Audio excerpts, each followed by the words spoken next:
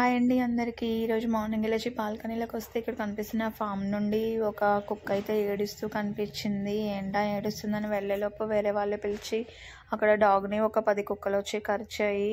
బాగా భయపడిపోయింది, ఏడుస్తుంది. మేము పిలుస్తుంటే రావట్లేదు, ఒకసారి వచ్చి చూడండి అంటే వెళ్ళాను. అక్కడికి వెళ్ళి చూస్తే అది మా గ్యాంగ్లోదే, మాతో పాటే ఉంటుంది ఇది రోజు.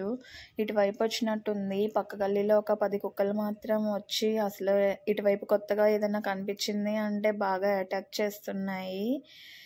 నేను కూడా ఎంత పిలిచినా రాలేదు. దాని చెవైతే సగం చెవిని తినేసాయి, కొరికేసి మరీ దారుణంగా కరిచాయి. దాన్ని అయితే చాలా భయపడిపోయింది పాపం. చెవి చూడండి అలా సగం చెవి అయితే పోయింది.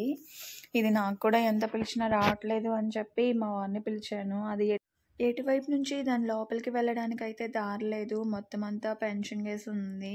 ఇంకా మా వారిని పిలిస్తే తనైతే గేటు తూకి లోపలికి వెళ్ళారు. లోపలికి వెళ్ళి దాన్ని తీసుకొచ్చారు. అసలు చూస్తే బాగా భయపడిపోయింది. మా వారు పిలుస్తున్నా కూడా అస్సలు రాలేదు. అది అంటే 10 కుక్కలు కదా పాపం, భయపడిపోయినట్టుంది బాగా. అసలు చూడగానే నేను వేరేదేమో అనుకున్నా, దగ్గరికి వెళ్ళిన తర్వాత తెలిసింది మాదే అని. మమ్మల్ని చూసి కూడా మా దగ్గరికి రావట్లేదు. అది అంతలా భయపడింది పాపం.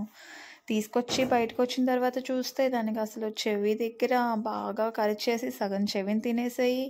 మళ్ళీ ఒళ్ళంతా చాలా చోట్ల కరిచాయి. ఇంకా దాన్ని అక్కడ నుండి అయితే ఇంటికి తీసుకొచ్చేసాము. వాళ్ళ కూతురు చూడండి తల్లి కోసం ఎంతలా ఆరాట పడుతుందో, పక్కన ఉన్నది ఏమైందో వాళ్ళ అమ్మకి అని అలాగే చూసుకుంటుంది.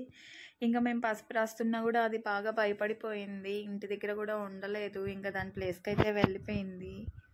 సో ఫ్రెండ్స్, ఎక్కడైనా ఇలా డాగ్స్ ఇబ్బందుల్లో ఉన్నా అవే కరుచుకుంటున్నా మనకెందుకులే అవే కొట్టుకుంటాయని వెళ్ళిపోకుండా వాటిని అయితే కాపాడుదాము.